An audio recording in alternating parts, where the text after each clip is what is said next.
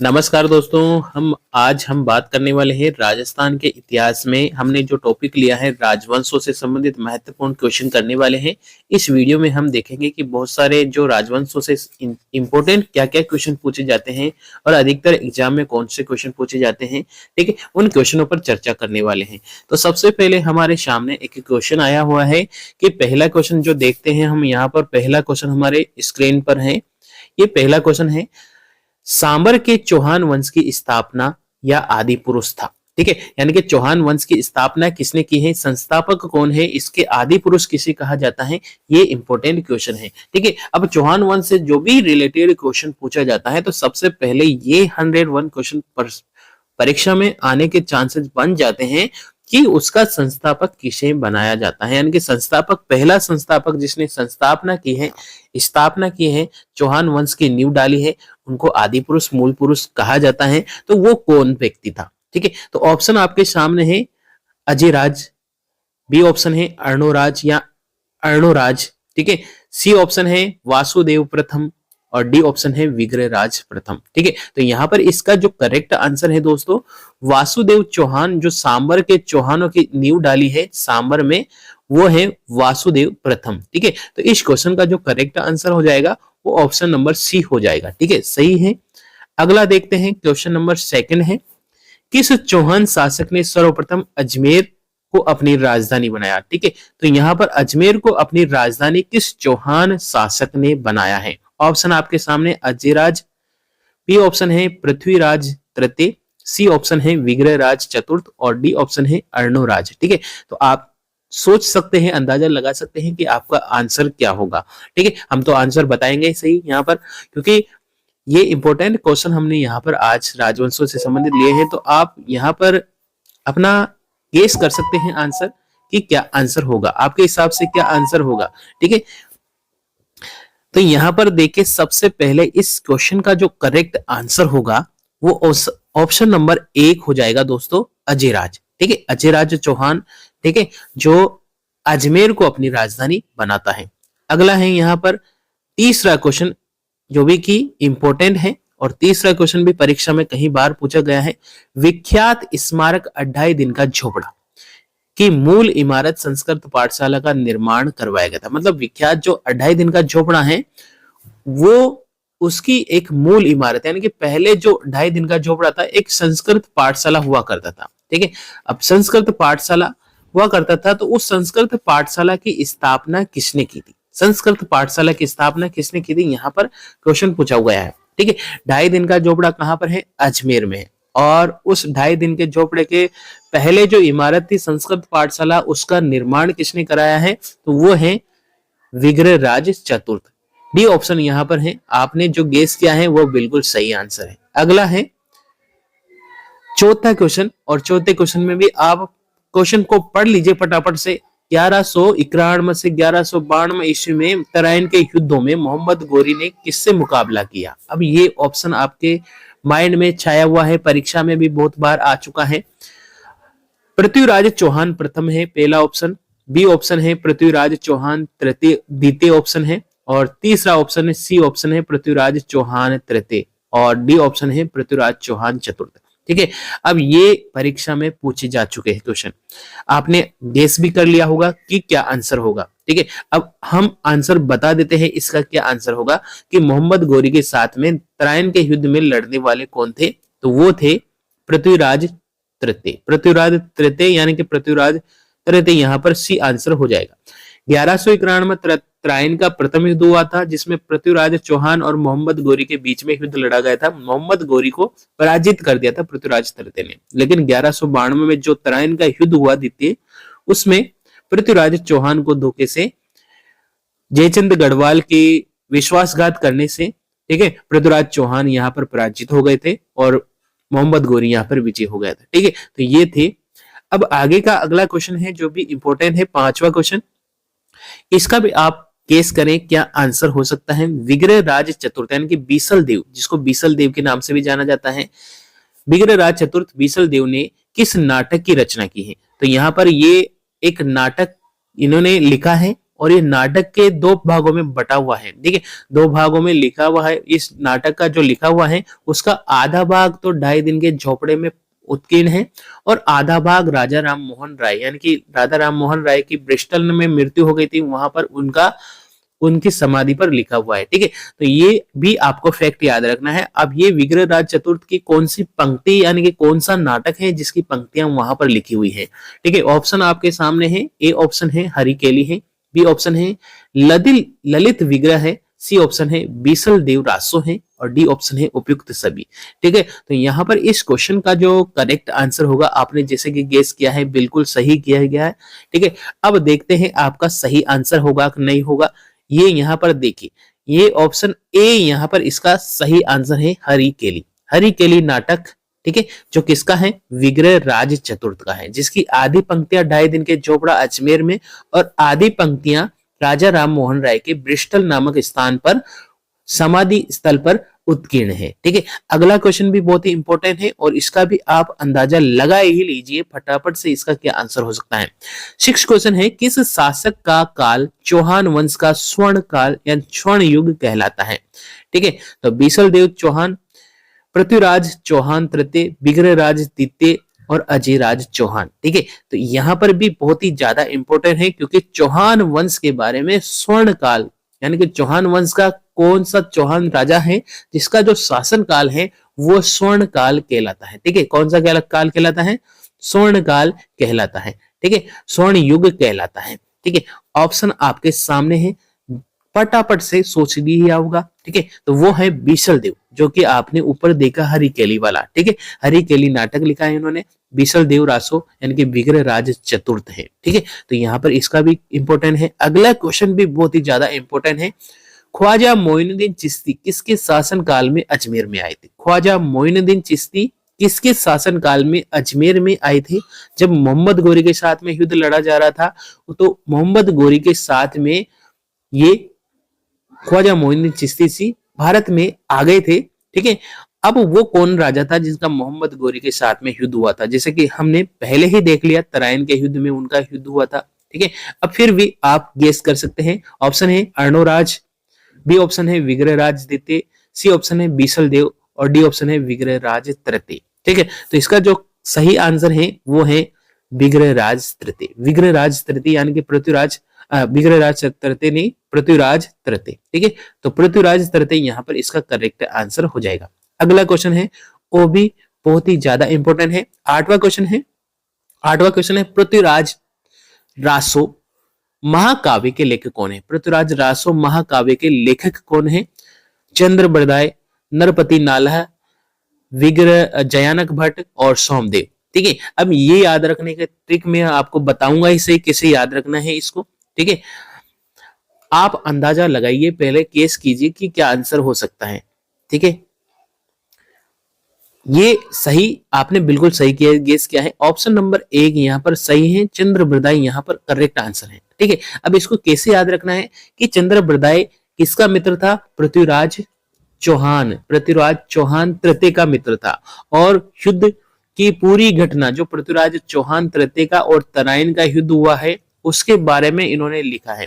जो चंद्र बरदाई हैं उनके मित्र थे, उनके राज कवि थे। ठीक है, और जो लेखक लिखा है चंद्र बरदाई ने वो पृथ्वीराज के बारे में लिखा है। तो पृथ्वीराज रासो किसका है, चंद्र बरदाई का। ठीक है, तो पृथ्वीराज रासो ग्रंथ किसने लिखा है, चंद्र बरदाई ने लिखा है। ठीक है, और इस ग्रंथ में जो लिखा है चंद्र बरदाई ने वो चौहानों की उत्पत्ति के संबंध में क्वेश्चन आता है कि चौहानों की उत्पत्ति कहां से हुई है, तो अग्निकांड के कारण अग्नि प्रज्वलित हुई थी। ठीक है, तो वहां से इनका जन्म माना जाता है। ठीक है, तो ये तथ्य आपको ध्यान रखने हैं, परीक्षा में ये भी पूछे जाते हैं। अगला क्वेश्चन आपके सामने है, 9वां क्वेश्चन आपके सामने स्क्रीन पर है। कवि बांधव की उपाधि किसे दी जाती है। ठीक है, विग्रहराज, पृथ्वीराज तृतीय, विग्रहराज तृतीय, अर्णोराज या बीसल देव। आपके सामने सारे के सारे ऑप्शन हैं। अब बीसल देव जो है यानी कि पृथ्वीराज जो है विग्रहराज चतुर्थ है। ठीक है, उन्हीं को ही क्या कहा जाता है, कवि बांधव की उपाधि दी जाती है। ठीक है, तो कवि बांधव की उपाधि इन्होंने हरिकेली नाटक लिखा है इसलिए कवि बांधव की उपाधि इनको दी जाती है। अगला क्वेश्चन है 10 नंबर का क्वेश्चन है और 10वां भी बहुत ही इंपॉर्टेंट क्वेश्चन है। रणथंबोर के चौहान वंश की स्थापना पृथ्वीराज चौहान के किस पुत्र ने की थी? अब ये भी इंपॉर्टेंट है क्योंकि चौहान वंश की बात की जा रही है और रणथंबोर की बात की जा रही है। ठीक है, अलाउद्दीन खिलजी ने रणथंबोर पर आक्रमण किया था हमीर देव चौहान के टाइम पर। ठीक है, तो उसी चौहान वंश की जो समकालिक जो राजा थे, ठीक है, मतलब उस चौहान वंश की नींव किसने रखी थी, उस चौहान वंश की स्थापना किसने की थी, यहाँ पर वो क्वेश्चन है। ठीक है, तो रणथंबोर में चौहान वंश की स्थापना पृथ्वीराज चौहान के किस पुत्र ने की थी? अब वो पृथ्वीराज चौहान का पुत्र था। ठीक है, तो उसकी स्थापना किसने की थी? ऑप्शन आपके सामने गोविंदराज है, वल्लभधन देव है, वीर नारायण है, हमीर है। अब यहाँ पर आपने गेस भी कर लिया होगा इस क्वेश्चन का क्या आंसर होगा। ठीक है, तो वो सही आंसर लगाया है ऑप्शन नंबर 1 गोविंदराज। गोविंदराज पृथ्वीराज चौहान का पुत्र होता है। उन्होंने रणथंबोर जाकर रणथंबोर में चौहान वंश की नींव रखी थी। ठीक है, तो ये बात आपको ध्यान रखनी है। अगला है 11वां क्वेश्चन, अलाउद्दीन खिलजी ने रणथंबोर पर आक्रमण किया, प्रमुख कारण क्या था? ठीक है, तो रणथंबोर पर आक्रमण करने का प्रमुख कारण यहाँ पर पूछा है। पहला ऑप्शन है साम्राज्यवादी नीति के कारण, भाइयों की हत्या का बदला लेने के कारण, सुल्तान के विरोधियों को शरण देने के कारण, उपयुक्त सभी। ठीक है, अब यहाँ पर आप 101% आप ज्यादा से ज्यादा जो विद्यार्थी है 99% यहाँ पर इस क्वेश्चन को गलत करेंगे। ठीक है, क्या कारण है? आप लगाएंगे यहाँ पर उपयुक्त सभी, जो कि यहाँ पर गलत है। ठीक है, जो कि यहाँ पर गलत है। इसका जो करेक्ट आंसर है वो आपका है ऑप्शन नंबर सी। ठीक है, सुल्तान के जो अलाउद्दीन खिलजी था उनका एक दुश्मन था। ठीक है, उस दुश्मन को इन्होंने क्या कर दी थी, रणथंबोर में हमीर देव चौहान ने शरण दे दी थी। उसका जो शरण देने के कारण उन्होंने जब उनको मांगा है कि वापस मुझे लौटा दीजिए, तो हमीर देव चौहान है, एक हठी राजा रहता है, वो उन्हें देने से मना कर देता है। ठीक है, इस कारण से उनके बीच में युद्ध होता है। ठीक है, तो यहाँ पर सी आंसर यहाँ पर करेक्ट होगा, सुल्तान के विरोधियों को शरण देने के कारण। ठीक है, तो यहाँ पर सी आंसर है। अगला क्वेश्चन भी बहुत ही ज्यादा इंपॉर्टेंट है, 1312वां क्वेश्चन है। 1301 में अलाउद्दीन खिलजी के आक्रमण के समय रणथंबोर का शासक कौन था? ऑप्शन है कानड़ देव चौहान, बी ऑप्शन है हमीर देव चौहान, सी ऑप्शन है रतन सिंह सिसोदिया, डी ऑप्शन है वीर नारायण पंवार। अब अलाउद्दीन खिलजी करते हैं आक्रमण 1301 में। ठीक है, देखिए यहां पर मैं बता देता हूं आपको कि 1301 में तो अलाउद्दीन खिलजी ने रणथंबोर पर आक्रमण किया, 1303 में चित्तौड़ पर आक्रमण किया, 1308 में सिवाना दुर्ग पर आक्रमण किया और 1311 में जालोर पर आक्रमण किया। तो यहाँ पर ये आक्रमण प्रमुख है और यहाँ पर अलाउद्दीन खिलजी के ये 4 युद्ध बहुत ही ज्यादा परीक्षा में पूछे जाते हैं। पहला यहाँ पर 1301 है जो कि कहां पर किया, रणथंबोर पर किया। अब रणथंबोर के जो समय शासक थे वो थे हमीर देव चौहान। ठीक है, ऑप्शन नंबर बी यहाँ पर करेक्ट हो जाएगा। किस राजपूत मनसबदार को अरब ने फरजंद की उपाधि दी है? अब यहाँ पर ये जयपुर से संबंधित कछवा वंश के शासक हैं फरजंद, जिसको फरजंद की उपाधि दी है। ऑप्शन आपके सामने है राम सिंह आमेर, भगवंत दास आमेर, जसवंत सिंह जोधपुर, मानसिंह आमेर। ठीक है, तो इसका जो करेक्ट आंसर है दोस्तों वो है मानसिंह। मानसिंह को वो अपने पुत्र के समान समझते थे, बेटे के समान समझते थे। ठीक है, फरजंद का मतलब बेटा ही होता है। ठीक है, तो अकबर ने मानसिंह को फरजंद की उपाधि दी है क्योंकि वो उनको बेटे के समान समझते थे। ठीक है, और मानसिंह के रिश्ते में क्या लगते हैं अकबर, वो है एक फूफा जी, उनके फूफा जी हैं। ठीक है, क्योंकि मानसिंह की बुआ जी थी, उनसे इनका विवाह हुआ था। इनके पिताजी कौन थे? इनके पिताजी थे कौन?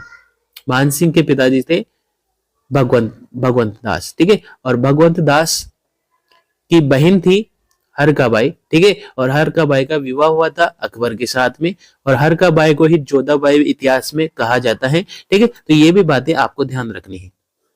अगला क्वेश्चन है 14वां नंबर का क्वेश्चन, राजस्थान के इतिहास का प्रथम शाखा 1292 में कहां हुआ था? ठीक है, अब ये क्वेश्चन आता है परीक्षा में और हमेशा क्वेश्चन गलत हो जाता है। ठीक है, अब क्वेश्चन क्या आता है, यहाँ पर आई है डेट 1292 में। ठीक है, अब 1292 में जो होता है शाखा, वो इतिहास में कहां पर होता है, वो होता है, ठीक है, ऑप्शन आपके सामने चित्तौड़ है, जालोर है, रणथंभौर है और जैसलमेर है। ये क्वेश्चन हमेशा अगर आप परीक्षा में आएगा तो 70% स्टूडेंट इसको गलत करेंगे। मैंने अभी क्या कहा, 1301 में रणथंभौर पर आक्रमण किया जाता है अलाउद्दीन खिलजी के द्वारा और वहां पर इतिहास का पहला साका हो जाता है। ठीक है, लेकिन यहाँ पर अगर डेट आ जाए 1292 में सबसे पहले कहां पर साका हुआ था, तो वो हुआ था जैसलमेर में। ठीक है, तो इस बात को ध्यान रखना है, जैसलमेर में यहाँ पर प्रथम शाखा माना जाता है, इतिहास का प्रथम शाखा जैसलमेर जिले में माना जाता है। ठीक है, और अलाउद्दीन खिलजी के समय प्रथम शाखा 1301 में रणथंभौर में होता है। ठीक है, तो ये याद रखना है, दोनों ही केस में अलग अलग आंसर है। अगर क्वेश्चन पूछा जाए सीधा सा और जैसलमेर आंसर नहीं हो कि राजस्थान का पहला साका कहां हुआ, तो आपको आंसर लगाना है रणथंभौर। लेकिन अगर जैसलमेर भी आंसर हो तो जैसलमेर यहाँ पर करेक्ट आंसर होगा, इसका 101% जैसलमेर आंसर होगा। और डेट भी आपको पता है क्योंकि रणथंभौर में 1301 में साका हुआ था, 1301 में हुआ था, जबकि 1292 में कहां पर है, जैसलमेर में हुआ था। ठीक है, तो ध्यान रखना है इसको। अगला क्वेश्चन है 15वां क्वेश्चन, हमीर रासो नाटक ऐतिहासिक ग्रंथ की रचना किसने की। अब ये हमीर रासो की याद रखना है। 15वां क्वेश्चन आपके सामने है, जोधराज, नयन चंद्र सूरी, चंद्रशेखर और जयानक। अब यहां पर हमेशा याद रखना है, परीक्षा में ये क्वेश्चन आ जाए तो आपको हमीर रासो का संबंध जोधराज से लगाना है। ठीक है, हमीर रासो का संबंध किसे लगाना है, जोधराज से लगाना है। तो यहाँ पर आंसर हो जाएगा ए आंसर। अगला है 1311 में। अब देखिए 1311 में हमने पहले ही इस पर डिस्कस कर चुके हैं, अलाउद्दीन खिलजी ने जालोर पर आक्रमण किया, उस समय शासक कौन था, वीरम देव चौहान, कानड़ देव चौहान, हमीर देव चौहान, सातल देव चौहान। ठीक है, तो यहाँ पर जो थे शासक थे वो थे कानड़ देव चौहान। हमीर देव चौहान कहाँ के शासक थे, उस समय रणथंभौर के शासक थे। 1301 में यहाँ पर अलाउद्दीन खिलजी ने आक्रमण किया था। ठीक है, तो यहाँ पर कानड़ देव चौहान जो कौन कहाँ के शासक थे, ये जालोर के थे, इन पर आक्रमण किया था। ठीक है, अगला है 17वां क्वेश्चन, खिलजी ने जालोर को जीतकर उसका नाम क्या बदल दिया था। ठीक है, जालोर को जीता उन्होंने, अलाउद्दीन खिलजी ने क्या करा, जालोर पर आक्रमण किया और उसको जीत लिया और उसका नाम बदल दिया। ठीक है, अब ऑप्शन आपके सामने है, मोमिनाबाद है, खिजराबाद है, जलालाबाद है और फिरोजाबाद है। ठीक है, तो खिजराबाद तो चित्तौड़ का नाम बदल कर करते हैं वो, तो ये खिजराबाद यहाँ पर, और जालोर का नाम जो बदला है उन्होंने वो था जलालाबाद। ठीक है, तो यहाँ पर सी आंसर यहाँ पर करेक्ट हो जाएगा। बूंदी या हाड़ौती के हाड़ा साम्राज्य के संस्थापक था, देवा सिंह, सुरजन हाड़ा, बूंदा, मीणा, शत्रुशाल। ठीक है, तो यहाँ पर इसका जो करेक्ट आंसर होगा वो होगा ऑप्शन नंबर 1, देवा या देवसिंह। अगला क्वेश्चन भी बहुत इंपॉर्टेंट है और इस पर भी आप अंदाजा लगा लीजिए, गेस कर लीजिए क्या आंसर होगा। कोटा राज्य की स्थापना की थी, यानी कि कोटा रियासत या कोटा राज्य की स्थापना किसने की थी। ऑप्शन है माधो सिंह हाड़ा, बी ऑप्शन है मुकुंद सिंह हाड़ा, सी ऑप्शन है राव किशोर सिंह हाड़ा और डी ऑप्शन है राव दुर्जन सिंह हाड़ा। ठीक है, तो यहाँ पर इसका जो करेक्ट आंसर है दोस्तों वो है माधो सिंह हाड़ा। माधो सिंह हाड़ा ने कोटा राज्य की स्थापना की थी। ठीक है, अगला क्वेश्चन देखते हैं। 20वां क्वेश्चन है, आमेर के कछवा शासक यानी कछवा वंश की स्थापना किसने की है। वकील देव ने, दुले राय ने, कीर्तिपाल ने, भारमल ने। ठीक है, तो यहाँ पर इसका जो करेक्ट आंसर हो जाएगा वो दोस्तों वो है दुले राय ने। दुले राय ने मीणा और बड़गुजरों को पराजित करके, ठीक है, और यहाँ पर 1207 के लगभग यहाँ पर क्या कर देता, आमेर में कछवा वंश की नींव रख दी थी। ठीक है, तो यहाँ पर ये हो जाएगा ऑप्शन नंबर बी। अगला है 21वां क्वेश्चन, राजपूताना के मुगलों की अधीनता स्वीकार कर वैवाहिक संबंध स्थापित करने वाला पहला राजपूत शासक कौन था। ठीक है, तो ये कछवा वंश के थे। अब कौन थे, ऑप्शन आपके सामने है। पहला ऑप्शन है भगवंत दास आमेर के, बी कल्याणमल बीकानेर के, सी ऑप्शन है भारमल राजा भारमल आमेर के और मोटा राजा उदय सिंह जोधपुर के। ठीक है, तो यहाँ पर इसका जो करेक्ट आंसर होगा वो दोस्तों होगा, इन्होंने भारमल, राजा भारमल ने आमेर के जो शासक थे, कछवा वंश के शासक थे, इन्होंने अपनी बेटी का विवाह अकबर के साथ में कर दिया था, जिनका नाम था हरकाबाई। ठीक है, हरकाबाई का विवाह किसके साथ कर दिया था? अकबर के साथ में कर दिया था, और वैवाहिक संबंध स्थापित करने वाले ये पहले राजपूत शासक थे। ठीक है, अगली बात करते हैं, अगला क्वेश्चन देते हैं। 22वां नंबर का क्वेश्चन है, वो भी बहुत ही ज्यादा इंपॉर्टेंट है। अकबर के नवरत्नों में शामिल राजपूत राजा जिसे उसने 7,000 का सर्वोच्च मनसबदार प्रदान किया है। ठीक है, तो ये कौन थे? ऑप्शन आपके सामने है, राजा भारमल आमेर के, भगवंत दास आमेर के, सी ऑप्शन है मान सिंह प्रथम आमेर के, और राय सिंह बीकानेर के। तो वो कौन थे? हमें जैसे कि हमने पहले ही बता चुके हैं, वो अपने बेटे के समान समझते थे उन्हें, और उन्होंने अपने इसको नवरत्नों में भी शामिल किया, उनको सर्वोच्च मनसबदार प्रदान किया। आपने अंदाजा लगा ही लिया होगा इसका क्या आंसर होगा। ठीक है, तो इसका सही गेस क्या है? आपने मानसिंह, राजा मानसिंह है जो आमेर के शासक है, कछवा वंश के शासक हैं। अकबर ने इन्हें परजंत की भी उपाधि दी है। ठीक है, तो परजंत की भी उपाधि दी है और इन्हें 7,000 मनसबदारी सर्वोच्च मनसबदार बनाया है। ठीक है, अगला है 23वां नंबर का क्वेश्चन। शाहजहां ने आमेर के किस शासक को मिर्जा राजा की उपाधि दी है? ठीक है, तो किस शासक को मिर्जा राजा की उपाधि दी है शाहजहां ने? ऑप्शन आपके सामने है, मान सिंह प्रथम को, जय सिंह प्रथम को, प्रताप सिंह को, जय सिंह द्वितीय को। ठीक है, तो इसका जो करेक्ट आंसर है, आपने बिल्कुल सही गेस किया होगा, ये है जय सिंह प्रथम। जय सिंह प्रथम इसका करेक्ट आंसर हो जाएगा। अगला है, सर्वाधिक 7 मुगल बादशाहों की सेवा में रहने वाले राजपूत राजा। सर्वाधिक 7 मुगल बादशाहों की सेवा में रहने वाले राजा कौन है? पहला ऑप्शन है मानसिंह प्रथम आमेर के, बी ऑप्शन है मिर्जा राजा जयसिंह आमेर के। ठीक है, और सी ऑप्शन है राम सिंह द्वितीय आमेर के, और डी ऑप्शन है सवाई जयसिंह द्वितीय आमेर के। ठीक है, तो यहाँ पर इसका जो करेक्ट आंसर होगा वो होगा ऑप्शन नंबर डी। ठीक है, सवाई जयसिंह द्वितीय। सवाई जयसिंह द्वितीय सर्वाधिक 7 मुगल राजपूत या सर्वाधिक बादशाहों की सेवा में रहा है, सर्वाधिक 7 बादशाहों की सेवा में रहा है। अगला क्वेश्चन है 25वां नंबर का क्वेश्चन। जयसिंह द्वितीय को सवाई की उपाधि दी थी। ठीक है, अकबर ने, जहांगीर ने, औरंगजेब ने और फरुखदीन सियार ने। ठीक है, तो यहाँ पर इसका जो करेक्ट आंसर आपने जो गेस किया है बिल्कुल सही गेस किया होगा। ठीक है, हम आंसर बता ही देते हैं इसका। औरंगजेब ने यहाँ पर सवाई जयसिंह को द्वितीय को क्या करी थी? सवाई की उपाधि दी थी। ठीक है, तो यहाँ पर औरंगजेब यहाँ पर करेक्ट आंसर हो जाएगा। अगला क्वेश्चन और भी ज्यादा इंपॉर्टेंट है। सवाई जयसिंह ने जयपुर की स्थापना कब की थी? 1627 में, 1651 में, 1727 में, 1751 में। इसका जो करेक्ट आंसर हो जाएगा वो हो जाएगा ऑप्शन नंबर बी, 1751 में। अगला क्वेश्चन है 27वां नंबर का क्वेश्चन, और 27वां नंबर का क्वेश्चन और भी ज्यादा इंपॉर्टेंट है। ठीक है, सवाई जयसिंह ने राजपूत शासकों को हुरडा सम्मेलन में बुलाया था। ठीक है, अब सवाई जयसिंह ने अध्यक्षता की थी हुरडा सम्मेलन की, और हुरडा सम्मेलन, ठीक है, ये इंपॉर्टेंट था जब मराठाओं ने राजपूताने पर हमला बोल दिया था, तो उस टाइम एक सम्मेलन आयोजित किया गया था, सभी राजपूत शासक वहां पर आए थे। हुरडा सम्मेलन, उसकी डेट क्या थी, तारीख क्या थी? यह परीक्षा में बहुत बार आ चुका है, रीट में भी पूछा जा चुका है, वीडियो में भी पूछा जा चुका है, पटवारी में भी आ चुका है। ठीक है, अब देखें यहाँ पर देखते हैं। ऑप्शन नंबर है 17 जुलाई 1734, 10 जून 1738, 17 जुलाई 1738, 10 जून 1734। ठीक है, तो इसका जो करेक्ट आंसर होगा वो होगा option number A. Option number A है 17 जुलाई 1734। 17 + 17 34, 17 जुलाई 1734 याद रख लेगा।